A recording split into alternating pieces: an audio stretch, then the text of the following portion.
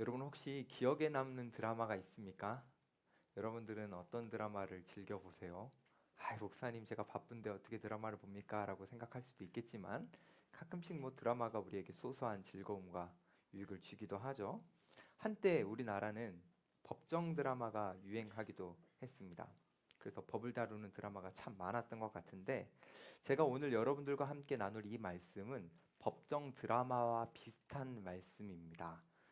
하늘에서 재판이 열리는데 그 하늘 재판소에 하나님이 계시고 인간이 있고 그리고 증인들이 있고 그 모습을 보여주는 게 오늘 본문이거든요.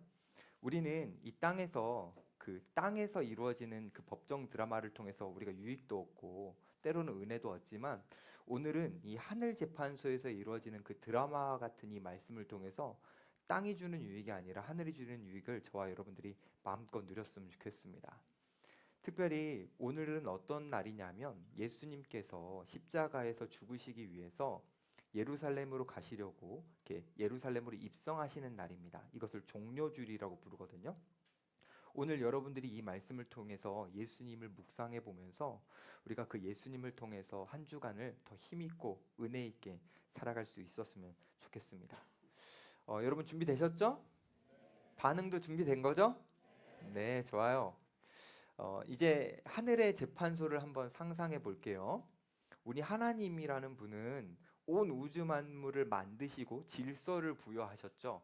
그리고 질서만 부여하시는 것이 아니라 다스리시는 분입니다. 그러니까 하나님은 재판장이세요. 그래서 하나님이 그 하늘의 재판소에서 이렇게 딱 앉아 계시고 재판장의 자리에 딱 앉아 계시고 인간이 이제 그 피고인석에 앉게 되는데 인간은 원래 그리고 특별히 이스라엘이라고 표현해 볼게요. 이스라엘은 원래 하나님께서 주신 그 땅을 위임받아서 책임감 있게 사명을 그 땅 안에서 잘 감당해야 됐었는데 여러분들이 많이 들어보셨던 것처럼 이스라엘 백성들이 하나님 앞에 방종하고 책임을 잘 감당하지 못하고 사명을 이루지 못해서 다시 말해서 이스라엘 백성들이 죄를 지어서 그 죄인이 앉는 죄인의 자리, 피고인이라고 불리는 그 죄인의 자리에 그 재판 과정에 앉게 되었습니다. 하나님이 분명히 이스라엘 백성들에게 은혜를 베풀어 주셨어요.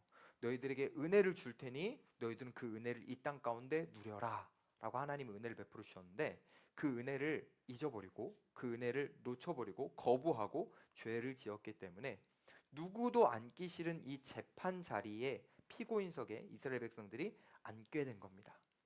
자, 근데 왜 하나님이 이렇게 재판장 자리에 앉으시고 이스라엘 백성들이 이렇게 이쪽에 앉게 되냐면 이것은 우리가 하나 기억할 것이 있어요. 이스라엘 백성들은 단순한 사람들이 아닙니다.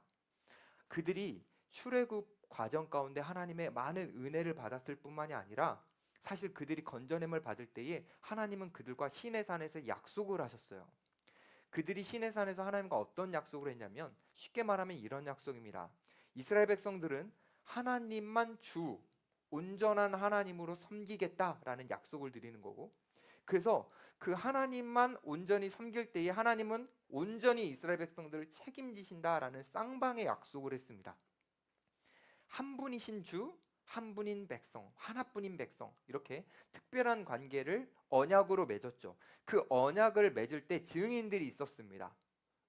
증인이라고 말하면 정확하진 않지만 시내산에서 언약을 맺을 때 온 천지의 만물들이 하나님과 이스라엘 백성들의 언약의 증인이 되었습니다.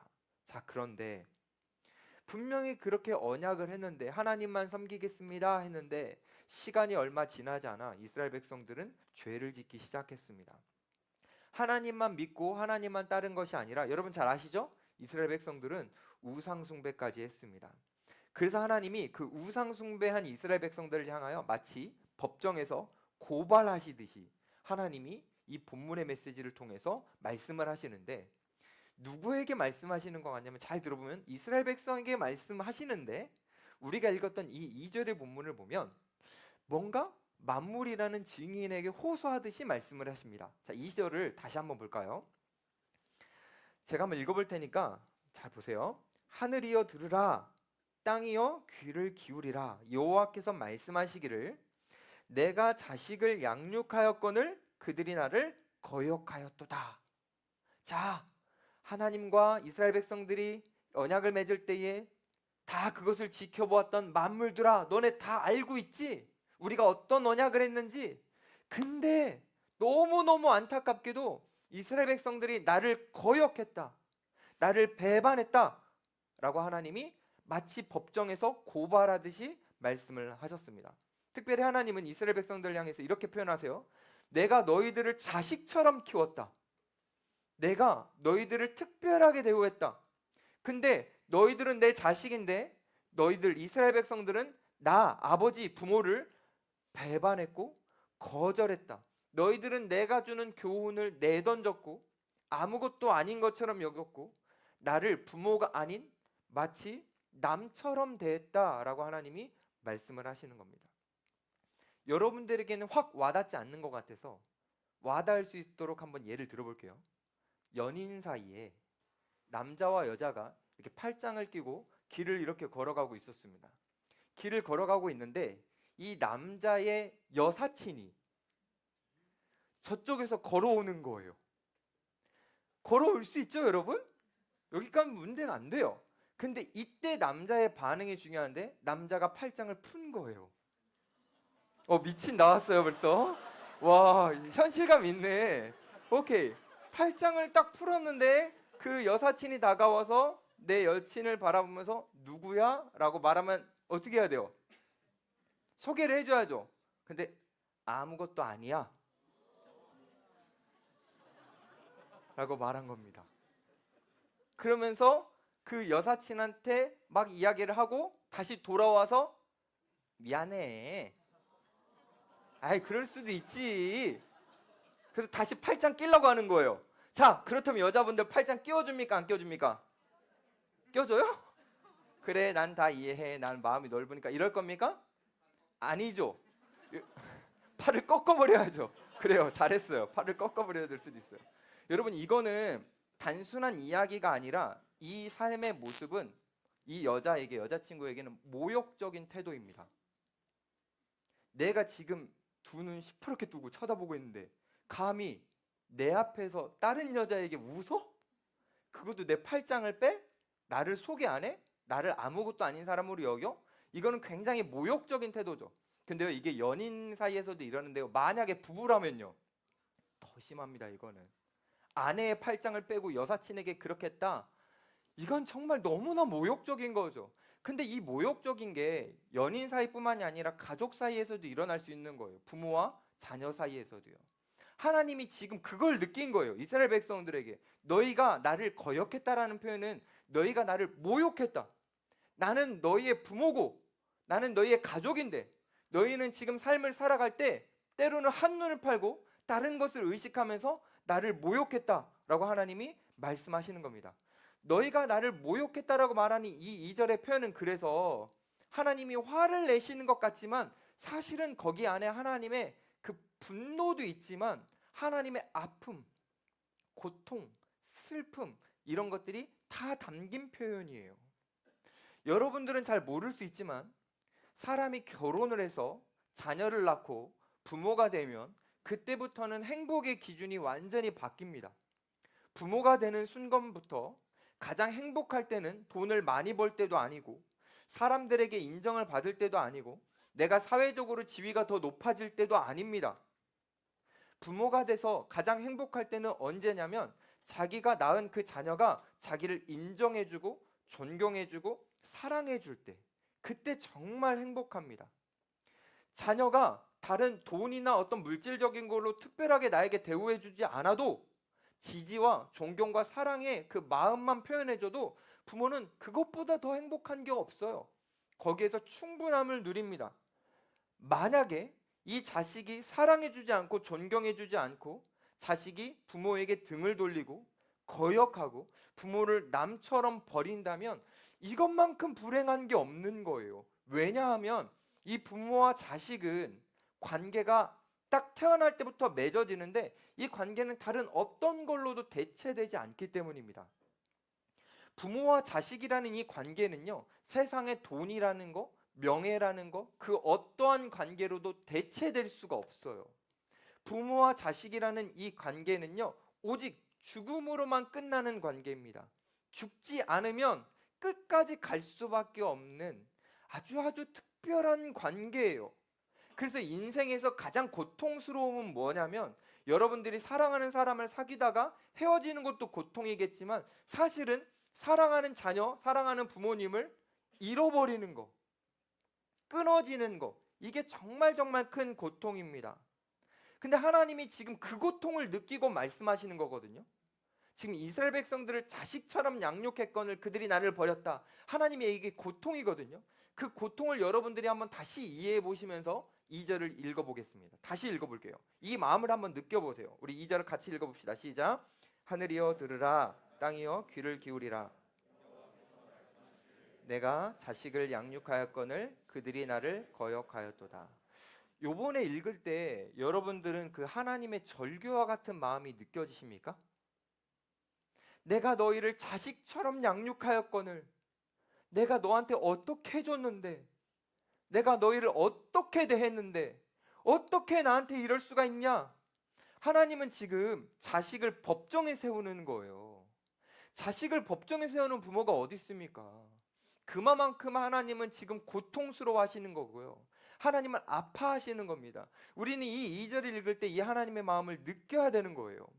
조금 더 느껴봅시다. 하나님의 고통의 호소가 어떤 건지. 우리 3절도 한번 봅시다. 소는 그 임자를 알고 나귀는 그 주인의 구유를 알건만은 이스라엘은 알지 못하고 나의 백성은 깨닫지 못하는도다. 하나님이 이렇게 말씀하세요. 야, 너네 너무하는 거 아니냐? 소와 나귀도 주인이 잘해준 걸 안다. 그거 기억한다. 근데 소와 나귀보다 더 월등한 이스라엘 백성들은 왜 모르냐? 왜 너희들은 잃어버리는 거냐? 왜 너희들은 인식하지 못하는 거냐? 야, 너희들은 진짜 어떻게 보면 짐승만도 못하다. 짐승은 사랑해주면 받아서 그거 반응한다. 근데 어쩜 너희는 이러니? 너희는 왜 짐승만도 못한 거니? 하나님이 지금 막 너무너무 마음이 아프셔서 너희들 어떻게 이럴 수 있어? 라고 하나님이 호소하시는 겁니다. 이런 하나님의 마음을 이스라엘 백성들이 알지를 몰라요. 하나님은 지금 이스라엘 백성들을 바라보시면서 너무 아프시고 고통스러우신데 이스라엘 백성들은 그걸 전혀 모릅니다. 왜 전혀 몰랐을까? 이스라엘 백성들은 소와 나귀보다 지능이 떨어지는 겁니까? 이스라엘 백성들은 왜 모르는 거죠? 그 몰랐던 이유는 이스라엘 백성들이 자기 자신의 생각과 마음에만 집중하고 있었기 때문입니다. 내가 지금 인생을 살아가는데 얼마나 힘든 일을 겪고 있는지, 내가 지금 얼마나 아픈지, 내가 지금 얼마나 외로운지, 내가 얼마나 지금 고통스러운지 자기 자신의 마음, 여기에 집중하는 거예요. 그러면서 내 마음 안에 있는 결핍, 외로움, 공허함 이런 것들을 채우려고, 이것을 채우기 위해서 자꾸 세상의 걸 가져오는 겁니다. 나 지금 불안한 것 같은데 세상적인 걸로 채우고, 나 지금 불행한 것 같은데 세상적인 걸로 채우고. 그래서 하나님을 믿는다라고 말했던 그 하나님의 백성들이 점점 하나님을 믿으면서도 세상을 추구하는 거예요. 세상을 추구하다 보니 하나님이 안 느껴지고, 세상을 추구하다 보니 하나님의 슬픔이 안 느껴지는 겁니다. 하나님의 마음을 이해하지 못하는 거죠. 여러분, 우리는 어떨까요? 우리는 다릅니까? 여러분들은 정말 하나님의 마음을 느끼고 있는 것 같아요? 여러분들이 이번 한 주를 살았는데 그때 여러분들의 마음을 더 많이 이해하고 생각하고 그것에 집중했습니까? 아니면 여러분들을 향한 하나님의 마음, 하나님의 의도, 하나님의 계획, 그 하나님에게 여러분들이 집중했습니까? 만약에 우리가 하나님의 마음을 공감하려고 하지 않고 하나님의 마음을 알아차리려고 하지 않고 하나님의 마음에 우리가 집중하지 않는다면 어쩌면 우리도 이스라엘 백성들처럼 하나님을 정말 아프게 하고 하나님을 고통스럽게 하는 자식일 수도 있는 겁니다. 여전히 하나님, 저는 아파요. 저는 이래요. 저는 힘들어요. 여러분 기도 녹음해 보세요. 여러분들이 무슨 이야기를 하고 있는지. 과연 여러분들의 기도 속에 하나님의 마음을 공감하려는 표현이 있는지, 아니면 여러분들의 힘듦과 그 아픔과 고통과 그것만 하나님 앞에 쭉 나열하고 있는지. 이스라엘 백성들은 자신들의 결핍에만 집중했습니다. 아, 이게 필요해. 난 이게 원해. 난 이게 있어야 돼. 이 결핍을 집중하다 보니 어떻게 되는 거예요? 세상 것으로 더 채우려고 하고 세상 것으로 더 채우려고 하다 보니 결국은 어디까지 가냐? 우상숭배까지 가버렸습니다. 그래서 하나님이 아닌 다른 것을 따르고 섬기고 추구하고 사랑하게 되는 거죠. 결과 이스라엘 백성들은 우상 숭배를 했기 때문에 하늘 재판소에 피고인의 그 죄인의 자리에 이렇게 앉게 된 겁니다. 하나님은 이스라엘 백성들을 피고인의 자리에 딱 앉히신 다음에 이스라엘 백성들을 향해서 고발하십니다. 우리 고발하는 내용도 한번 읽어볼까요? 4절입니다. 슬프다 범죄한 나라요 허물진 백성이요 행악의 종자요 행위가 부패한 자식이로다. 그들이 여호와를 버리며 이스라엘의 거룩하신 이를 만홀히 여겨 멀리하고 물러갔도다. 한마디로 말하면 이런 거예요. 이스라엘 백성들이 하나님을 버렸다라고 고발하는 겁니다. 만홀히 여기다라는 이 표현은요, 하나님을 업신여기고 무시했다라는 표현입니다. 사실 하나님이 지금 피고인 자리에 이스라엘 백성들을 앉혀놓고 하나님이 고발하시는데, 이 고발은 우리가 법정 드라마에서 보는 것처럼 이 땅의 법정에서는 고발을 왜 하냐면 이 사람의 죄를 드러내서, 이 사람의 죄를 드러나게 해서 이 사람이 형벌을 받게 하는 데 목적이 있습니다. 근데 우리 하나님이 지금 이 하늘 법정에서 이스라엘 백성들을 고발하시는 것은 사실 그 목적은 아니에요. 그럼 무슨 목적이냐? 그 고발을 통해서 이스라엘 백성들이 본인이 어떤 존재인지를 확인하고 하나님께로 방향을 돌이키라는 하나님의 호소입니다. 마치 부모가 말 안 듣는 자식에게 이 사람이 엇나가고 이 자식이 나쁜 행동을 할까봐 매를 대가지고 이 아이가 다시 바른 모습으로, 좋은 모습으로 돌이키기를 바라는 것처럼 하나님은 이 고발이라는 작업을 통해서 이스라엘 백성들이 드러나가지고 그냥 형벌받아라 이런 게 아니라 이들이 다시 그 죄악된 하나님을 버린 부패한 모습에서 돌이켜서 하나님께로 돌아오기를 바라시는 마음으로 하나님은 지금 고발하신 겁니다. 다시 말해서 하나님이 매를 드시는 거죠. 근데 문제는 이 피고인에 앉아있던 이스라엘 백성들은 정신을 못 차리는 거예요. 고발을 당하고 심지어는 하나님 앞에 매를 맞고 있는데 이스라엘 백성들은 타락을 멈추지 않았습니다. 여전히 우상 숭배하고 여전히 세상적인 가치들을 추구하고 있어요. 그래서 하나님이 더 안타까우시니까 하나님이 한 번 더 고발하시고 심지어는 하나님이 이스라엘 백성들을 향해서 매도되십니다. 그래서 이스라엘 백성들은 점점 일이 안 풀려요. 뭔가 삶을 살아가는데 상황이 막혀요. 영혼이 막 다운돼요. 힘겨워요. 그러면 여기까지 사인을 받았으면 적당히 하고 하나님 앞에 돌아가야 되는데 이스라엘 백성들은 돌아가질 않아요. 그러면서 여전히 더 자기에게 집중하는 거죠. 왜 내가 다운됐지? 왜 내가 지금 침체됐지? 왜 내가 기분이 안 좋지? 왜 내가 불행하지? 다른 걸로 좀 채워봐야겠다. TV 뭐 재밌는 거 있나? 오락 좀 재밌는 거 있나? 친구야 만나자. 한 잔 때리자. 여러 가지 것들로 내 불안함과 외로움과 공허함을 다 채워가는 거죠. 왜요? 자신만 생각하고 있으니까요. 아니 여러분, 우리가 다운되면 어떻게 해야 돼요? 마음이? 우리가 뭔가 침체됐어요. 우리가 일상을 살아가는데 불행함을 느껴요. 그러면 우리는 오히려 세상적인 것들로 채우는 것이 아니라 하나님 앞에 돌아가야 될 때인 것을 기억하고 하나님을 매달려야죠. 근데 많은 사람들이 어떻게 합니까? 마치 고장난 자동차처럼 브레이크를 잃어버린 것처럼 그 세상을 향해서 전력 질주합니다. 수련회 갔다 와서 왜 무너지느냐? 수련회 갔다 오는데 약간 마음에 공허함이 생기잖아요. 그 공허함을 다시 하나님을 와서 매달리면서 그 하나님의 것으로 계속 채워가야 되는데 그 공허함을 세상적인 것으로 한 번에 채우려고 하니까 수련회 갔다 와서 일상이 확 무너지는 거예요.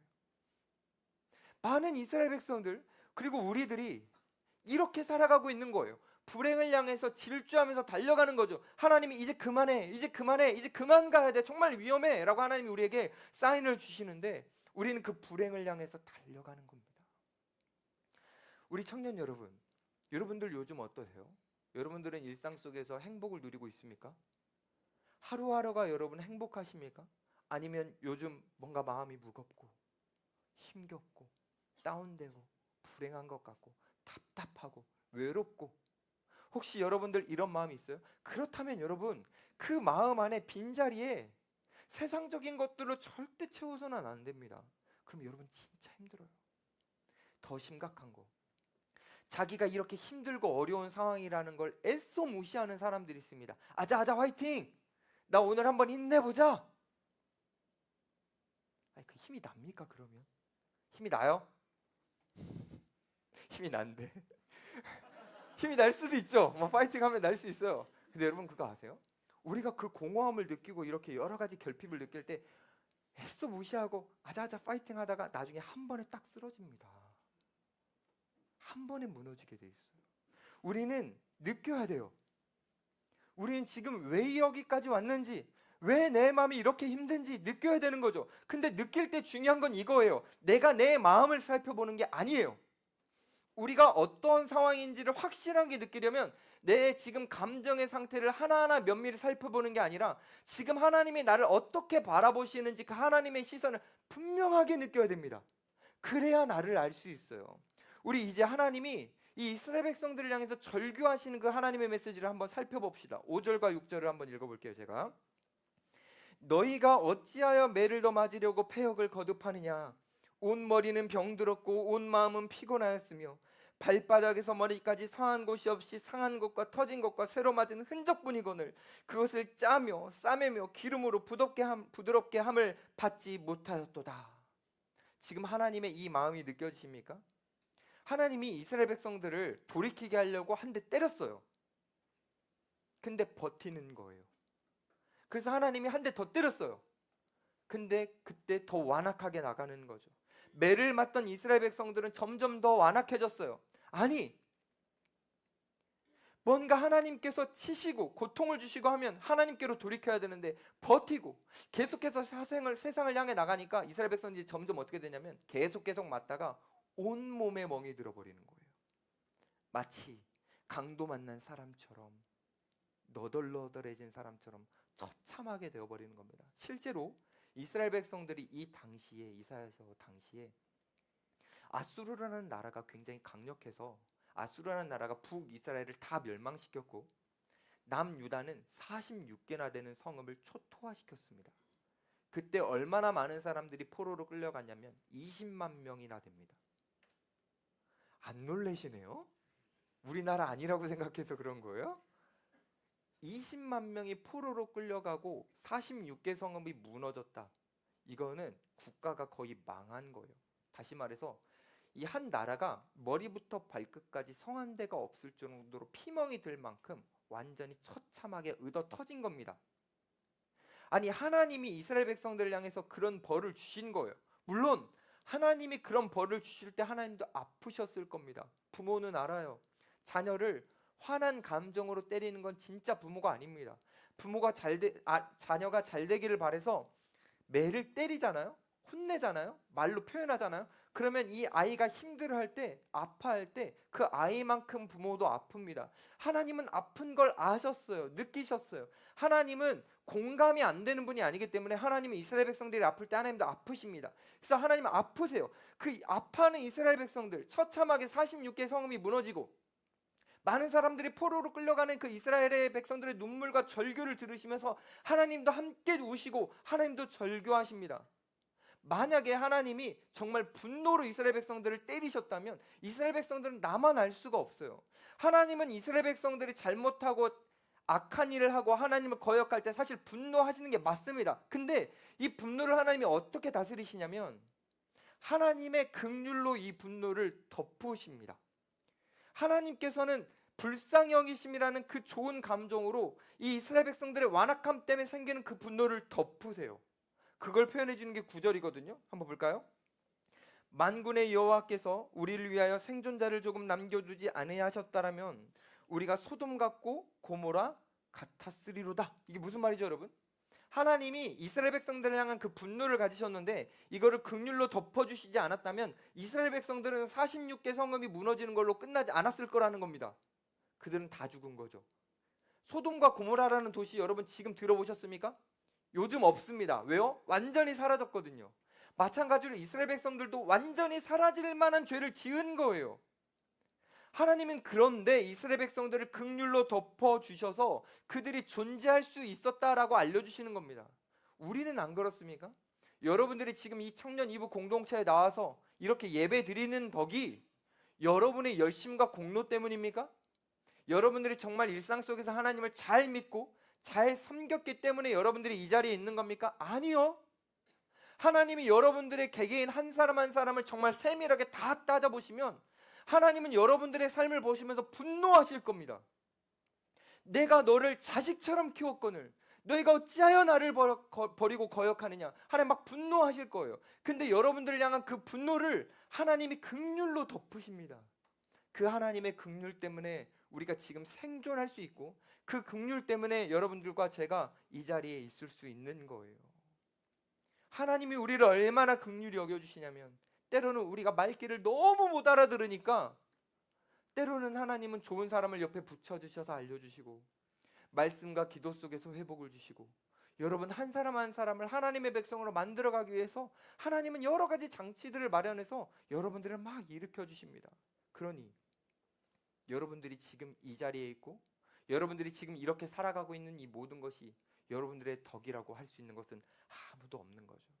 근데 여러분, 제가 이렇게 설교하면 여러분들은 다 웬만하면 끄덕거립니다. 근데 제가 팩트 폭행을 하나 해볼게요. 여러분들은 진짜 여러분들 덕이라고 생각하면서 삽니다. 하나님 덕이라고 생각하지 않아요. 여러분들이 하나님의 은혜를 모르는 건 아닙니다. 근데요, 진짜 솔직히 말씀드리면 여러분들은 하나님의 은혜라는 걸 너무 자주 잊어버립니다. 그 증거가 뭔지 아세요? 여러분들의 상처예요. 여러분들의 우울함과 고통이에요. 하나님이 여러분들에게 긍휼과 불쌍히 여김을 베풀어 주시는데 우리는 왜 상처받느냐? 내가 한 걸 주목하는 거예요. 내가 열심히 하고 내가 최선을 다했고, 특별히 이런 거 누가 많이 겪느냐? 교회에서 열심히 봉사하는 사람들. 그들이 조모임 때, 소그룹 때는 이렇게 말해요. 모든 것이 하나님의 은혜입니다 라고 말해요. 근데 정작 그렇게 생각하지 않습니다. 자기가 했어요. 내가 시간을 냈어요. 내가 정성을 들였어요. 내가 에너지를 들였어요. 근데 왜 내가 이렇게 하는데 당신들은 나에게 이렇게 반응해?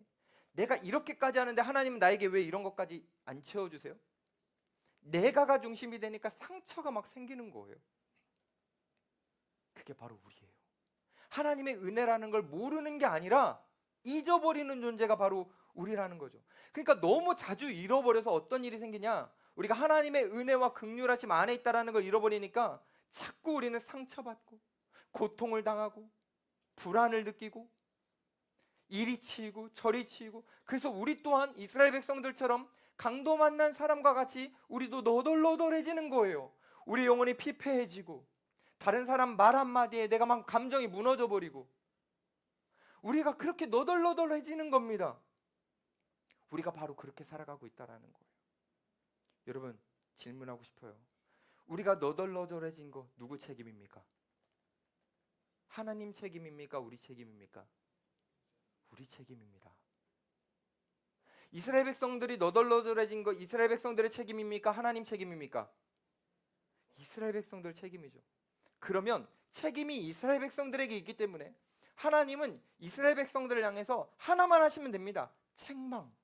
하나님은 이스라엘 백성들을 향해서 그냥 책망만 하시면 돼요. 근데요, 너무 희한한 일이 발견됐습니다.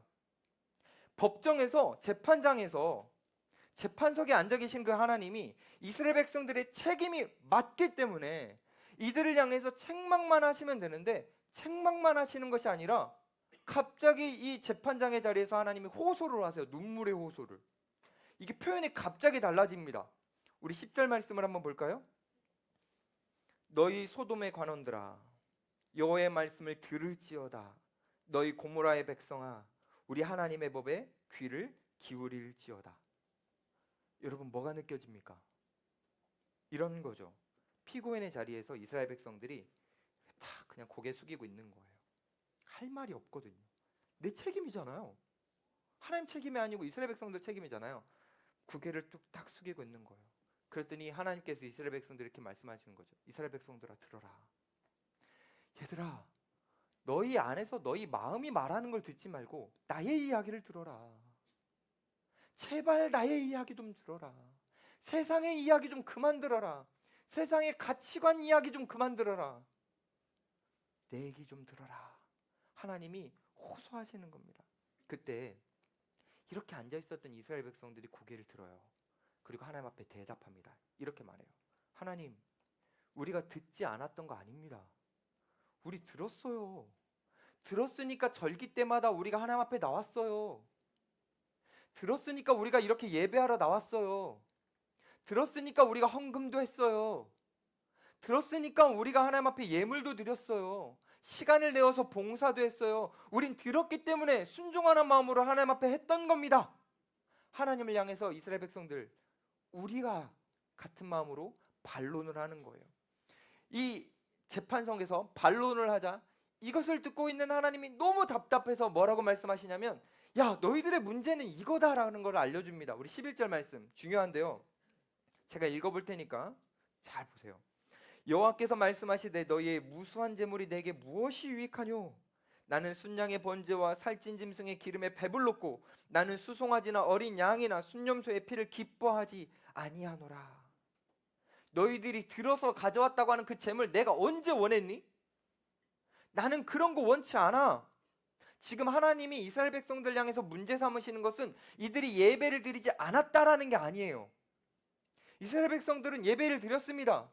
우리로 얘기하면 찬양도 하고요, 기도도 하고요, 봉헌도 하고요, 섬긴도 하고, 우리는 예배 안에 형식을 다 갖추는 것처럼 이스라엘 백성들도 형식을 갖췄어요. 근데 하나님 뭐라고 말씀하시냐면, 그래, 너희들은 들었기 때문에 형식을 갖췄지. 근데 너희들은 듣지 못했기 때문에 마음의 태도는 갖추지 못했다.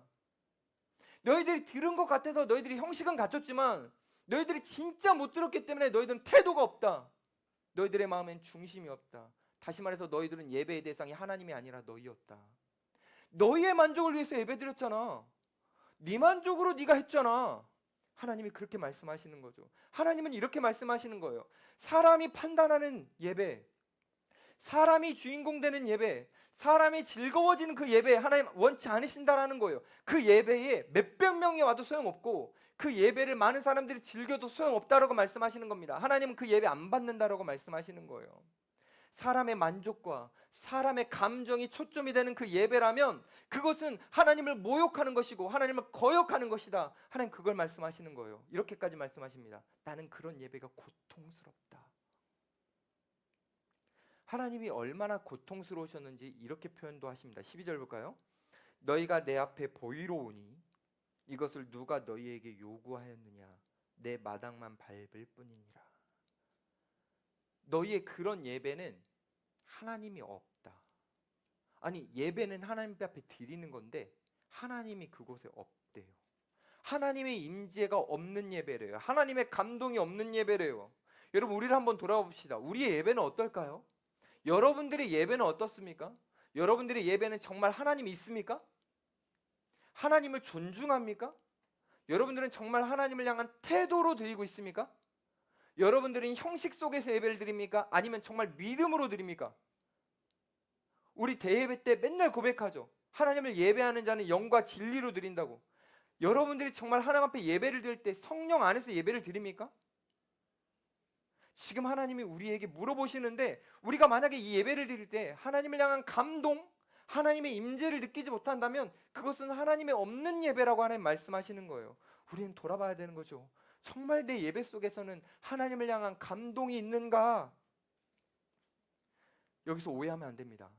여기서 제가 말씀드린 이 감동은 예배를 드릴 때, 찬양을 부를 때 좋았다, 말씀이 좋았다, 기도했는데 내 마음이 좋아졌다, 시원해졌다, 이런 감동을 말하는 게 아니에요. 하나님이 지금 말씀하시는 감동은 뭐냐면 예배를 드리는데 내가 왕이신 하나님의 백성이라는 것 자체가 감동, 그분이 나를 통치하시는 게 감동, 그분이 나와 함께 해주시고 임재해 주시는 것이 감동이라는 겁니다. 이 감동을 우리가 느끼고 있느냐? 하나님이 지금 물어보시는 거예요. 우리가 예배를 드리는데 하나님의 통치를 느끼지 못하고 하나님의 임재를 느끼지 못하고 있다면 그것은 가짜 예배다. 하나님은 그것을 원치 않는다라고 말씀하시는 겁니다. 여러분, 우리의 인간의 존재 목적은 뭡니까? 하나님을 기뻐함으로 하나님을 영화롭게 한다. 그래서 어떻게 영화롭게 하느냐? 하나님을 예배한다. 맞아요. 우리는 존재 목적이 하나님을 예배하는 겁니다. 우리는 예배해야 돼요. 그런데 우리가 아무리 여기에서 많은 사람이 오랜 시간 예배를 드려도 하나님의 임재가 없다면 우리는 실패하는 거고요.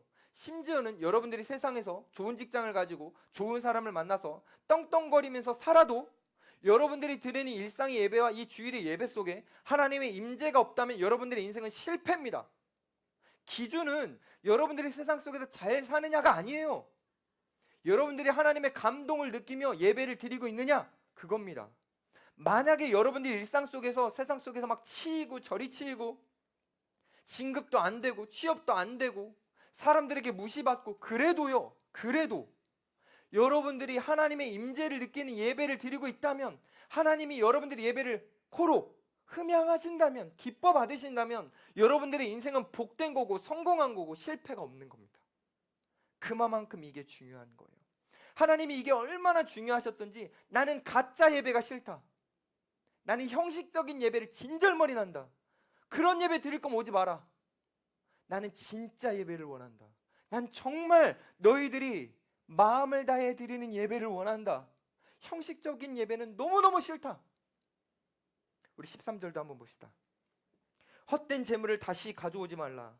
분향은 내가 가증히 여기는 바요, 월삭과 안식일과 대회로 모이는 것도 그러하니 성회와 아울러 악을 행하는 것을 내가 견디지 못하겠노라.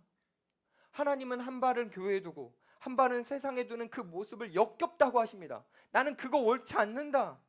마치 하나님의 백성들이 하나님을 섬기면서 연인 팔짱을 딱 풀고 이 순간만큼은 내가 다른 데로 시선을 보내서 내가 사랑하는 대상은 지금은 이 존재야 라고 말하면서 한눈을 파는 거, 하나님 못 견디겠다, 이거 너무 모욕적이다, 너희들의 한 발은 하나님에게 한 발은 세상에 둔다면 나는 너무너무 불편하다, 하나님이 괴롭다라고 말씀하시는 겁니다. 이제 하나님이 우리에게, 이스라엘 백성들에게 무엇을 고쳐야 될지 그 하나님의 마음을 알려주십니다. 16절 봅시다. 너희는 스스로 씻으며 스스로 깨끗하게 하여 내 목전에서 너희 악한 행실을 버리며 행악을 그쳐라. 회개하고 악한 일을 그쳐라. 이게 무슨 말이냐면 이런 겁니다. 외형적인 종교 형식을 집중하지 말고 마음, 중심, 우리의 태도, 그것을 새롭게 하라. 하나님을 향해 우리의 마음을 온전히 드리라 라고 말씀하시는 거예요. 이걸 쉽게 말하면 이런 겁니다. 우리의 마음과 하나님의 마음이 통하여 살아가라. 여러분, 이거 진짜 웃긴 거예요. 남자친구와 여자친구가 길을 걸어가는데 남자친구가 어떤 슬픈 일을 당해서 울고 있어요. 근데 여자친구가 그걸 하나도 공감 안 하고 계속 웃고 있다면 이거 진짜 불행한 거 아닙니까? 하나님이 지금 우리를 향해서 근심하고 계시면 우리도 같이 근심하고, 하나님이 우리를 향해서 웃고 계시면 우리도 같이 웃고, 이게 통하는 거잖아요. 하나님은 지금 그걸 원하시는 겁니다. 하나님과 우리가 마음이 통했으면 좋겠다. 그럼 그 하나님의 마음이 뭐냐? 17절을 봅시다. 선행을 배우며 정의를 구하며 학대받는 자를 도와주며 고아를 위하여 신원하며 과부를 위하여 변호하라. 하나님은 이것을 원하신다. 하나님은 선한 분이기 때문에 하나님은 선한 일을 하라고 말씀을 하십니다. 주의할 것. 여기서 이렇게만 듣고 여러분들 가면 이제 오해가 많이 생겨요. 여기서부터 집중하십시오. 조는 분들 깨우세요. 좀 전까지 들었다가 요거 졸면 큰일 납니다. 많이 오해할 수 있어요. 지금 하나님이 선한 일을 하라고 하셨죠.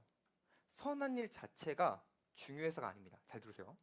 우리가 어떤 선한 일을 할 때 그 선한 일을 통해서 내가 드러나고 내가 의로워짐이 보인다면 그것도 아무 의미가 없는 거예요. 하나님은 이것조차 하지 말라고 하실 겁니다.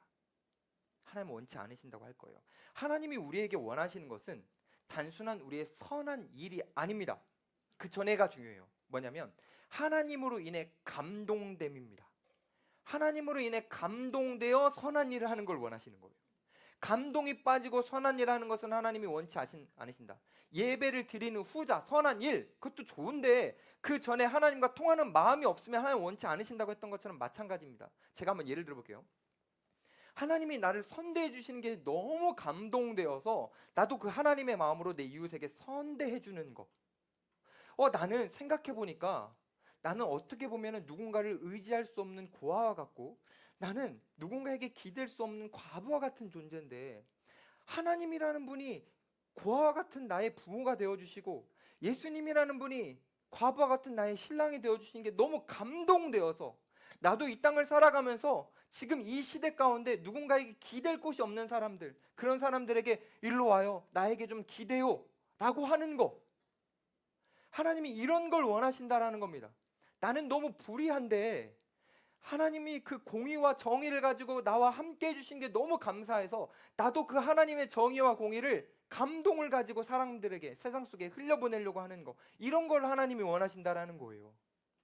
내가 억압되어 있었는데 하나님이 나에게 자유하게 해주신 게 너무 감동되어서 이 시대에 억압당한 사람들을 내가 찾아가서 그들을 온전하게 자유하게 해주기는 못하겠지만 그나마 나를 통해서 그들이 조금이나 숨쉬고 희망을 얻을 수 있도록 내가 도와주는 거, 이런 거 하나님이 원하신다라는 거죠.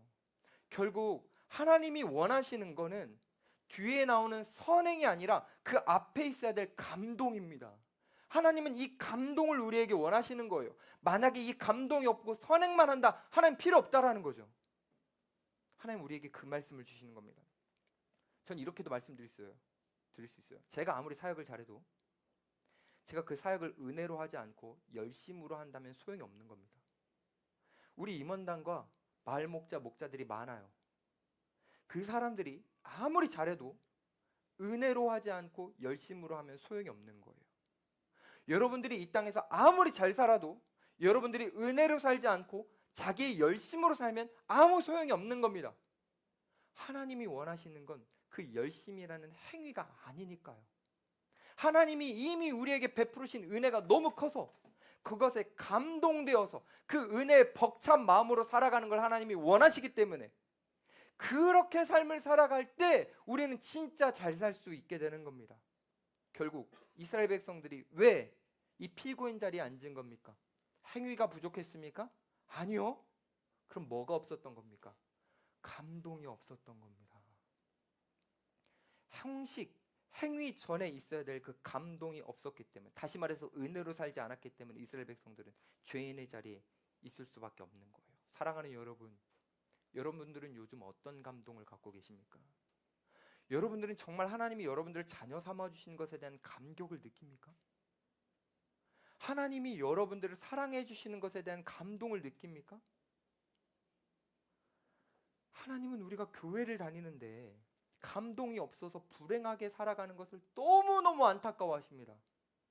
여러분들이 청년으로서 이 시대에 막 활기 있게 멋지게 살아가기를 바라시는데 하나님에 의한 감동이 없어서 억지로 최선을 다하는 거 하나님이 너무너무 안타깝게 여기시는 거예요. 하나님 그런 모습 보면서 못 견디시겠다고 말씀하세요. 그리스도인이라면 그리스도를 통해서 얻는 그 감동이 너무 커서 매일매일이 벅차고 기쁘고 행복해야 되는데, 아니 어떻게 그리스도인이 하루하루를 살아가는데 불행하다고 말하고 행복하지 않다고 말하고 은혜가 없다고 말하고 나 요즘 불편하다 그러고 힘들다고 말하고. 하나님 이거 원치 않는데요. 하나님이 정말 원하시는 것은 여러분 모두가 하나님의 은혜에 감동되어 하루하루 행복하게 살아가는 거, 그걸 원하신대요. 왜냐? 하나님의 은혜에 감동되지 않으면 우리는 우리의 의지로 살아가려고 노력하다 보면 결국 우리는 이스라엘 백성들처럼 한 대 한 대 얻어맞이다가 결국은 강도 만난 사람들처럼 온몸에 멍이 들어서 어느 순간 난 불행해, 난 힘들어, 난 왜 이렇게 살까 무너지게 되기 때문입니다.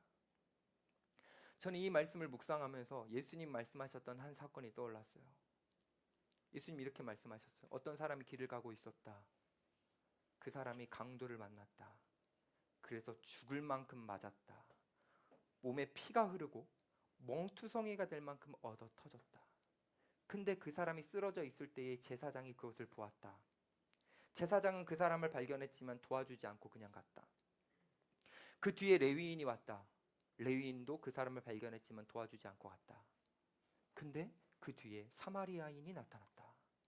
이 사마리아인은 그 사람을 긍휼히 여겨서 그 사람을 데려다가 치료해주고 보호해주고 회복할 수 있도록 모든 것을 도와줬다. 결국 이 강도 만난 사람은 제사장이나 레위인 때문이 아니라 사마리아인 덕분에 살았다. 여러분, 우리가요 어떤 존재냐면 강도 만난 사람처럼 죽어가는 존재였습니다. 죄를 짓고 그 죄의 결과라는 그 사망 안에 있는 모든 요소들이 여러분과 저를 막 때려서 우리 안에 피가 흐르고 우리 몸이 멍투성이가 되어 곧 죽을 존재였다라는 거죠. 기억할 것은 우리는 죽어가던 존재였는데 우리는 살아났습니다. 어떻게 살아났느냐? 제사장이라고 생각할 수 있는 이 예배, 교회 안의 종교 생활이 우리를 살린 게 아닙니다. 레위인이라고 말할 수 있는 우리 주변에 친절하고 가까운 좋은 이웃이 우리를 살려낸 것도 아니에요. 그들은 우리를 책임질 수 없어요. 오직 사마리아인과 같이 예수님께서 우리에게 오셔서 그 예수님이 우리를 회복해 하시고 우리를 치유해 주시는 겁니다. 예수님이 멍든 우리를 끌어안으시고 눈물을 흘리시면서 우리의 다 피를 닦아주시고 우리를 회복을 위해서 약도 먹여주시고 우리를 위해 기도도 해주시고 우리가 온전히 회복될 때까지 죽지 않도록 예수님께서 우리에게 모든 것을 다 베풀어 주시는 거예요. 그 예수님의 마음이 어디 담겨져 있느냐 18절 한번 볼까요? 여호와께서 말씀하시되 오라 우리가 서로 변론하자. 너희의 죄가 주홍 같을지라도 눈과 같이 희어질 것이요 진홍같이 붉을지라도 양털같이 희게 되리라. 예수님이 우리를 씻겨주시고 회복시켜주시고 온몸에 멍들었는데 약을 발라주셔서 우리를 온전하게 해주신다라는 거죠. 이걸 이제 이렇게 적용하고 마칠게요. 재판으로 다시 가봅시다. 하늘의 재판으로. 피고인이 여기 앉아 있습니다. 고발을 계속 당해서 온몸이 이제 멍투성이가 되었습니다. 근데 문제는 방어할 수 있는 게 하나도 없습니다. 그냥 고발당하고 형벌 받아야 돼요. 그 형벌은 사형입니다. 근데 갑자기 이 재판장에 이렇게 앉아 계셨던 주님이 일어나셔서 이 피고인이 있는 곳으로 가시는 거예요. 우리가 있는 곳으로. 그리고 옆에 딱 앉으십니다. 옆에 앉으셔서 우리를 안아주시는 거예요. 안아주시고 이렇게 말씀하십니다. 너는 내가 책임진다. 누구도 너를 정죄할 수 없다. 이 재판에서 누구도 너를 정죄할 수 없다. 내가 너를 책임지겠다. 예수님은 원래 이 자리에서 고발하시고 책망하시고 처벌만 하시면 되는 분입니다. 근데 예수님이 그 하늘의 영광스러운 이 재판장의 자리를 버리시고 오셔서 여기에서 벌받아야 될 사람을 위해서 예수님이 대신 십자가를 가시는 거죠. 예수님이 십자가에 가셔서 이 사람을 대신해서 고통을 받으시는데 못이 하나씩 다 박히시고 머리에 가시면류관이 눌려지는데 가시가 너무 커서 이게 막 이마 속으로 다 뚫고 들어가서 두통은 말할 수도 없고 숨은 쉬어지지도 않고 근데 너무나 수치스럽게도 그 죄인들이 예수님을 못 알아보고 예수님의 옷을 다 벗겨서 모든 사람들이 비웃는 그 모습을 연출하고 근데 예수님은 그것을 아시면서도 이 사형수가 스스로 이 사형을 면할 수가 없기 때문에 예수님이 대신 받으시러 이 땅에 오신 거죠. 왜요? 우리를 살려주시기 위해서요. 근데 저는 여기서 하나가 더 생각나요. 예수님은 단순히 우리를 살려주신 것만이 아니라 왜 죽어갔냐? 이 사람이 이 근본 원인을 해결해 주시는 거죠. 제가 아까 뭐라고 말씀드렸습니까? 이스라엘 백성들이 왜 이렇게 됐다고요? 형식은 갖췄는데 감동이 없었잖아요. 그래서 이렇게 됐잖아요. 예수님은 이제 이 형벌받는 자리로 대신 가셔서 우리 모두가 그 예수님을 통해서 감동을 누리면서 살게 해주시는 겁니다. 단순히 우리의 죄를 면해 주시는 정도가 아니라 다시는 죄를 짓지 않도록 하나님과 통하여 살아갈 수 있도록 하나님은 예수님은 우리에게 감동을 주시는 거죠. 그래서 그 예수님을 우리가 끌어안는 순간 어떻게 되느냐? 돈이 필요 없어져요. 세상의 행복보다 예수님이 더 중요해집니다. 그냥 주님이 너무 존귀해서 주님만으로 만족하게 되고요. 주님을 너무 사랑해서 자유하게 되고요. 주님을 막 모셔들었더니 나는 어제까지만 해도 상황이 똑같고 지금도 똑같은데 어제는 불행했는데 주님을 내 안에 꽉 차게 모셔드리는 순간 벅차오르는 감격 속에서 날마다 행복을 누려가게 되는 겁니다. 그 감동, 그것을 예수님이 주시기 위해서 오신 거예요. 사랑하는 여러분, 여러분들은 선택하면 됩니다. 예수님과 함께 감동을 가지고 멋지게 하루하루를 살아가시든지 아니면 이스라엘 백성들처럼 한 발은 교회에 한 발은 여전히 세상에 두고 불행을 향해 가속 페달을 밟고 살아가시든지 여러분들은 선택하셔야 됩니다. 저는 여러분들이 예수님을 묵상하고 그분을 주인으로 모시고 그분과 함께 하루하루를 감동으로 살아갔으면 좋겠습니다. 그럼 어떤 일이 일어나는지 결과를 말씀드릴게요. 19절 20절 너희가 즐겨 순종하면 땅의 아름다운 소산을 먹을 것이요 너희가 거절하여 배반하면 칼에 삼켜지리라. 여호와의 입의 말씀이니라. 즐겨 순종하면에서 여러분 절대로 여기서 순종하면을 주목하지 마십시오. 주목해야 될 건 즐겨입니다. 즐거워하면 주님의 감동을 누리면 그분의 임재에 만족스러워하면 감격하면 아름다운 소산 세상이 줄 수 없는 하늘의 행복을 누려갈 것이요 그렇지 않는다면 세상이 주는 행복, 그 거짓 행복에 만족하다가 죽는 순간 허무하게 비참하게 후회하게 될 것이다 라고 말씀하시는 겁니다. 사랑하는 여러분, 여러분만큼은 절대로 주님이 주시는 그 기쁨을 세상의 기쁨으로 대체하지 않기를 바랍니다. 여러분들이 수련회 때 받았던 그 하나님의 사랑이라는 그 은혜를 세상의 헛된 사랑으로 대체하지 않기를 바랍니다. 여러분만큼은 정말로 하나님의 은혜가 너무 커서 그 은혜를 평생 갖고 가도 된다고 고백하면서 그 은혜로 하루하루를 행복하게 살아가셨으면 좋겠습니다. 만약에 여러분 안에 지금 이 감동이 식어져 버렸다면 다시 예수님을 묵상하십시오. 이번 한 주간 우리가 성경 필사를 하게 되는데 그때 형식적으로 하지 마시고 여러분들을 향해서 은혜를 베풀어 주신 그 하나님의 감동을 누리시면서 필사를 해나가십시오. 그래서 여러분들의 마음이 뜨거워지고 눈물이 흐를 때까지 주님을 묵상해 보십시오. 그래서 여러분 하루하루가 고난 주간이 아니라 가장 행복한 주간이 되기를 소망합니다.